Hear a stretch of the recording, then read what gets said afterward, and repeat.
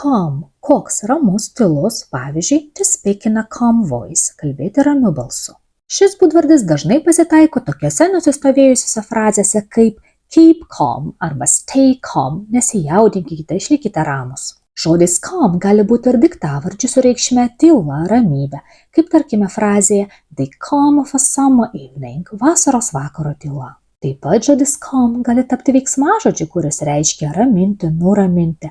Pavyzdžiui, the tea will calm your nerves, arba ta nuramins jūsų nervus. Kai patys norime nusiraminti arba nuraminame kitus, vartojame veiksmažodį calm su dalelyte down ir gauname frazinį veiksmažodį calm down, nusiraminti, nurimti.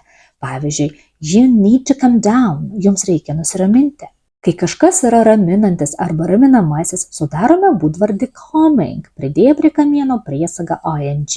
Pavyzdžiui, to have a calming effect, turėti raminamąjį poveikį. O norėdami sudaryti prieveiksmį, pridėsime prie kamieno calm priesagą ly, kad gautume žodį calmly, ramiai, šaltakraujiškai, tyliai.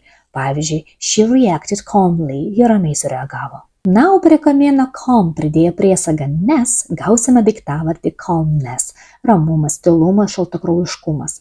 Pavyzdžiui, calmness is important for meditation, meditacijai svarbus ramumas. Įsiminti visus žodžius kontekste galite išmokę tokį sakinį. I felt calm, moved calmly, and the calming wind gave me calmness. Like, save and follow.